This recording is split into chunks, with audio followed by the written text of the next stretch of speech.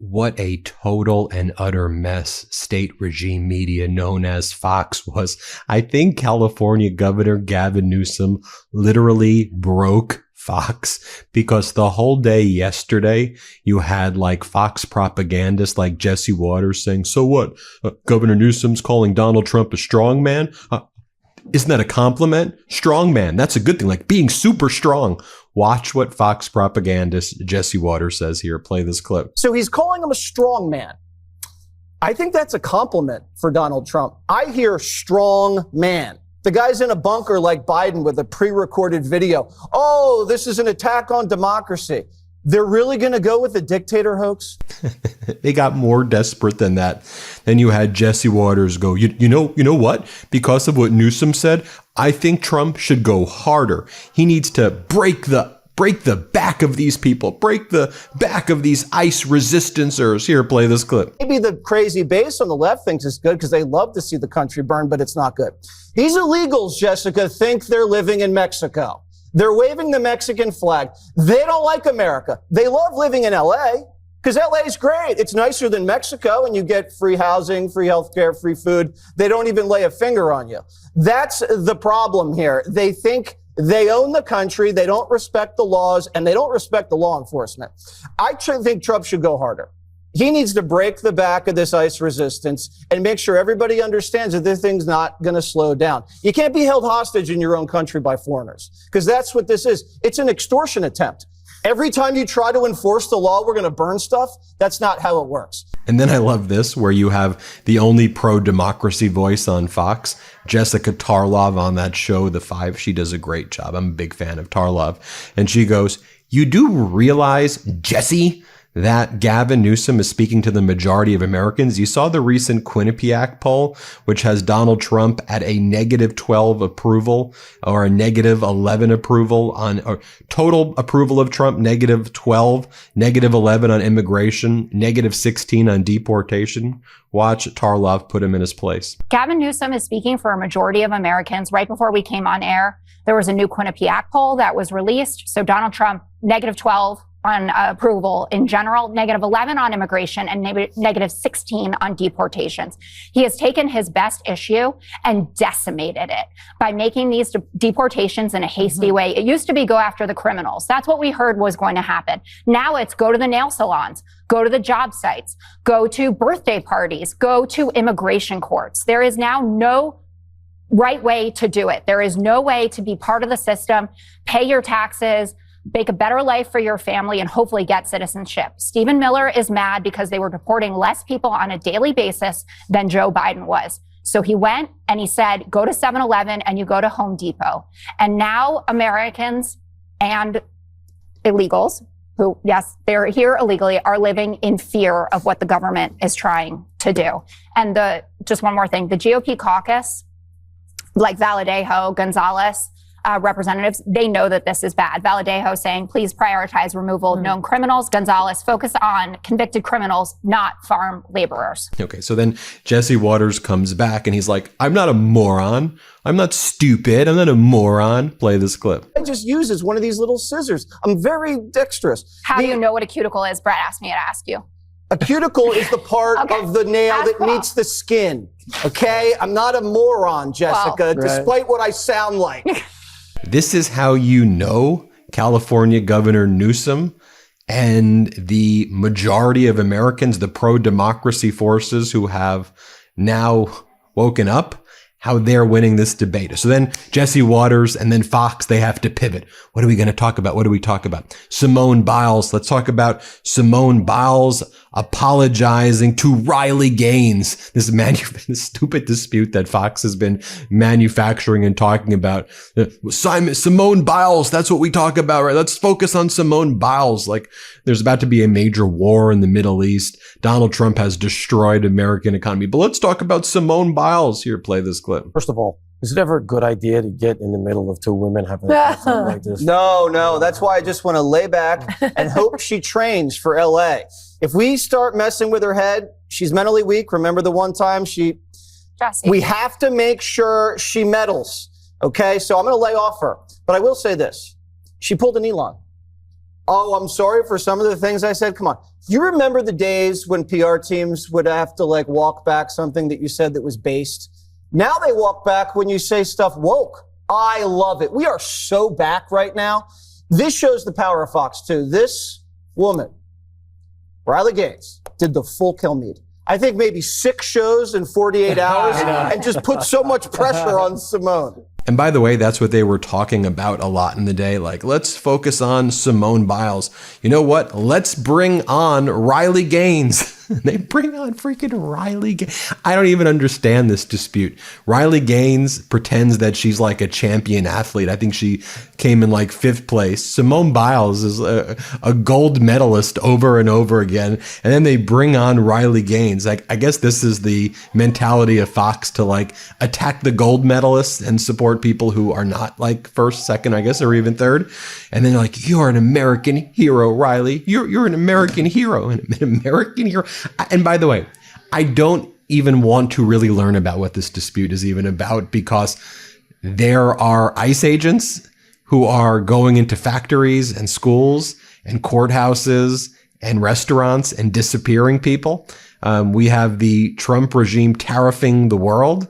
We have Donald Trump holding a military parade for himself. So I think there may be more important things than what Riley Gaines is, whoever this even is mad about. But okay, sure, play this clip. Just wanted to say you're a hero for young women, right, but also for men. You're an American hero. That's right. And I'm glad to be on the couch with you today. Well, thank you, Charles. That's very sweet. Yes. That's right. And definitely, I know we all grew up with posters of athletes on our wall, and you'd be my athlete on the wall for sure. Continued champion. But okay, Riley, tell us. Tell us how you really feel. I think a lot of people took issue with the fact. People took issue. There's real issues taking place. And I don't think this is one of them. Play this clip. What do you think the message is now that she has shaped for these young women that used to look up to her? I think the thing a lot of people took issue with is, of course, the body shaming portion of this, where she's referring to me as someone with a male stature. First of all, I'm 5'5". I wouldn't say that's overly tall for a woman. Maybe compared to someone who's 4'8", that might seem like a giant, but to most women, that's relatively standard. I'm about 130, 135 pounds. Not overly big. Yes, I'm muscular. I think that's part of being an athlete. And if anyone would understand that, you would imagine it would be Simone Biles. Because I'm telling you, Fox wants to distract and trap people to talk about like penises and vaginas, like, oh, are you trans? Are you straight? Are you gay? Are you this? Are you that? Like, what are you even talking about? Like, these Fox hosts, they wake up every day and like y'all are weird if this is what you're thinking about every day. Just treat human beings like humans. Treat people with dignity. Treat people the way you want to be treated, and just stop with the bullying. So you ever try to sleep with one mosquito in the room? That high-pitched buzzing near your ear, the frantic lights on, lights off routine trying to find it, only to wake up the next morning covered in bites? That used to be me every summer night in my house until I reached my breaking point. Introducing this episode's sponsor, Bzigo Iris, your smart home mosquito detector. Bzigo Iris is a cutting-edge device that uses computer vision and AI to detect, track, and pinpoint mosquitoes in real time. No more guessing, no more swatting at thin air, just a simple, precise way to finally take control of your space. It scans your room 24/7, even in total darkness, thanks to its night vision tech. When it spots a mosquito, it marks it with a safe laser and instantly alerts you through the app, whether you're in the room or halfway around the world. It's chemical-free, eco-friendly, and honestly, it's kind of genius. And if you're traveling, Bzigo's got a travel mode too. So stop losing sleep over mosquitoes. Take back your nights with Bzigo. Go to bzigo.com/discount/Meidas and save 10% off. That's bzigo.com/discount/Meidas, MEIDAS, and use that code Meidas to get 10% off. Say goodbye to itchy bites and sleepless nights. Thank you, Bzigo, for sponsoring this episode. All right. So then Fox talks about Trump's disastrous trade deals, because we're approaching the 90 deals in 90 days and he's done 0 deals in 90 days. And then they did this embarrassing, not a deal. It's not an agreement. They call it a framework with China in London, right? So back in May, the United States caved to China and reduced tariffs from 145% to 30%. Then China reduced its tariffs from 125% to 10%. And they called that a consensus. So then they said they were going to agree to have talks. So then they talked in London over the past few days. And then they said, we've agreed to a framework to implement the consensus. A framework to implement the consensus. And then watch Ingraham talk to Howard Lutnick about what this is. And he's like, we ate chicken. We ordered fried chicken. These are the most unserious, excuse me, I don't mean to name call, like pathetic and dumb and disingenuous people. Here, play this clip. But I want you to know, for lunch, we had British pizza and they ordered Kentucky Fried Chicken. So, Mr. Secretary, you after spending this time with them, you trust them. You trust them. I think the way it works with the Chinese is you have to respect them. You have to respect them, and it has to be a win-win. But the answer is, when you send us magnets, we'll remove our countermeasures. It balanced. That's what Donald Trump said. That's what we're going to do. So I have confidence this is going to work. Otherwise, they just want to have plastic. Yep. We won't have magnets. They won't have plastic. They won't have planes. Yeah. I have an idea. I know you have so much time on your hands. I have an idea. Why don't we make our own rare earth materials? And that's going to require an industrial policy so we can compete against China so they don't have anything over us. And then I guess to her credit, I don't want to give Laura Ingraham credit for anything. She points out that China actually, from whatever this framework is, China outmaneuvered the United States because China basically said in 6 months, we will have the right to stop sending you in the United States rare earth minerals and magnets and things like that. That's why the United States Trade Representative and Commerce Secretary and Treasury Secretary rushed to China, or rushed to cave again to China in London, because American companies were about to run out of their rare earth minerals and they wouldn't be able to build things. So Ingraham's like, so why are you doing an expiration date in 6 months? Doesn't that mean China can just dangle this over your head? And then Howard Lutnick, in his typical snake oil salesman way, is like, no, that's actually a good thing. Here, play this clip. The president announced early this morning that the China deal is done, he said. And I know you just got back from London, engaged in 2 days of negotiating with your counterparts. The Wall Street Journal and others are reporting that while that framework is in place and that there's China supposedly going back to Xi about it, which seems a little odd, but I understand the rare earth ease up on the export of rare earth materials that we desperately need because we don't produce them here.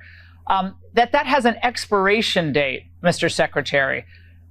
Why is that expiration date there? And does it give them leverage over us? You got to realize, so what happened is they cut their tariffs, we cut our tariffs, and then they started slow rolling these magnets. And what these magnets are, they're a teeny little product that goes in every motor. It's like part of the starter. It's a small business for us, but everybody needs it. So when they started slow rolling us, what did? We stopped delivering them ethane. We give them all of their ethane. You know what ethane makes? Plastic. So good luck running an economy without plastic. We stopped sending them plane parts, and 250 of their planes were on the ground, right? Because they need our plane parts, right? Marco Rubio said, I'm not taking your students anymore. They can just go home. And all these kind of moves basically equaled the nonsense that they were doing to us. We got together, the president and, President Trump and President Xi, they got on the phone. President Trump took a positive view. He said, we're great friends. Come on, let's just put this negative stuff behind us and let's make the world a better place. Then Howard Lutnick tries to act like the fact that there's 55% tariffs from China into the United States, which is a 55% tax on Americans, is a good thing. The China tariffs are 10%, meaning China's only taxing its people 10%. Because why are you taxing your people? And China has found export markets in Europe now, and Australia and Canada and elsewhere. And the United States has basically been cut out. But let's see what Howard Lutnick has to say. Here, play this clip. So we said to him, I said, you want to stop fentanyl? Just stop it the way you did magnets. You don't want to stop it? You can pay you 20%. So they're staying at 30%. Donald Trump in the first term put 25% on. That's where they are, right? They charge us 10%. So we're in an excellent place, making huge amounts of money, doing things correctly with China, reducing the trade deficit. And now we're going to get on to talking to them about doing more trade. Now bring on Lori Chavez Dreamer. And then she basically says that the president's going to have talks with the Federal Reserve chairman about dropping interest rates.